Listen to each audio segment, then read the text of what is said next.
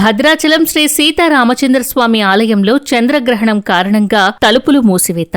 పాక్షిక చంద్రగ్రహణం సందర్భంగా భద్రాచలం శ్రీ సీతారామచంద్రస్వామి దేవస్థానం ఆలయం ఈ రోజు మధ్యాహ్నం 1 గంటకు ఆలయ అధికారులు తలుపులు మూసివేశారు. గ్రహణం అనంతరం ఆలయ శుద్ధి కార్యక్రమాల్లో భాగంగా రేపు తెల్లవారుజామున 3 గంటలకు సుప్రభాత సేవలు, ఆలయ శుద్ధి, సంప్రోక్షణ, ఆరాధనా విధులు నిర్వహించనున్నారు. అనంతరం ఉదయం 7:30 నుండి భక్తులకు స్వామివారి దర్శనాలు మళ్లీ ప్రారంభమవుతాయని ఆలయ కార్యనిర్వహణ అధికారి దామోదర్రావు వెల్లడించారు.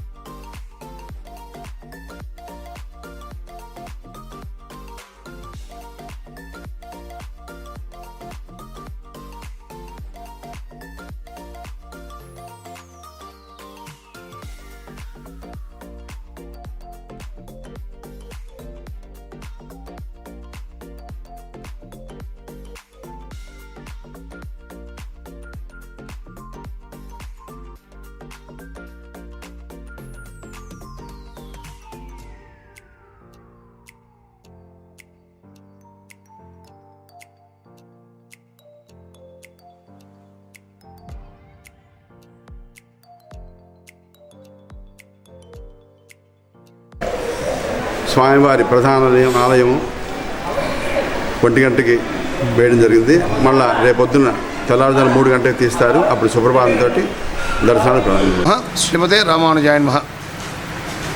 తెలంగాణ రాష్ట్రంలో ఈరోజు చంద్రగ్రహణం సందర్భంగా అన్ని ఆలయాలు కూడా 1 గంట సమయానికి మూసివేయడం జరుగుతుంది. అలాగే భద్రాచల దివ్యక్షేత్రంలో కూడా ఈరోజు ఇప్పుడే 1 గంట సమయం అయింది. ఇప్పుడే స్వామివారి ఆలయం తలుపులు మూయడం జరిగింది. మరల తిరిగి రేపు ఉదయం తెల్లవారుజామున 3 గంటలకు స్వామివారి యొక్క తలుపులు కవాట ఉద్ఘాటనం జరుగుతుంది, తలుపులు తీయడం జరుగుతుంది. ఆ తర్వాత 3 గంటల నుంచి 3:30 వరకు సుప్రభాత కార్యక్రమం. తర్వాత గోదావరి నదికి వెళ్ళి తీర్థబింద తీసుకురావడం జరుగుతుంది. ఆ తర్వాత స్వామివారికి ఉపాలయాలు నరసింహస్వామి గుడి, గోవిందరాయ స్వామి గుడి, నెక్స్ట్ రంగనాయక స్వామి గుడి, అలానే లోపల ఉన్నటువంటి ఉపాలయాల్లో లక్ష్మీ అమ్మవారు, ఆంజనేయ స్వామి, చుట్టుకులలో ఉన్నటువంటి ఆళ్వార్లు అన్ని దేవాలయాలు కూడా శుభ్రపరిచి సంప్రోక్షణాది కార్యక్రమాలు చేసి ఆ యొక్క సంప్రోక్షణ తీర్థంతో ఈ ఆలయాలన్నిటి కూడా సంప్రోక్షణ చేసి అప్పుడు స్వామికి నివేదనకు ఆ యొక్క పదార్థాలు కూడా తయారు చేస్తారు. ఆ తర్వాత స్వామివారికి సేవాకాలం అయిన తర్వాత బాలభోగం నివేదన అయిన తర్వాత మరల తిరిగి 7:30 సమయానికి భక్తులందరికీ కూడా తిరిగి దర్శనం ఉంటుంది.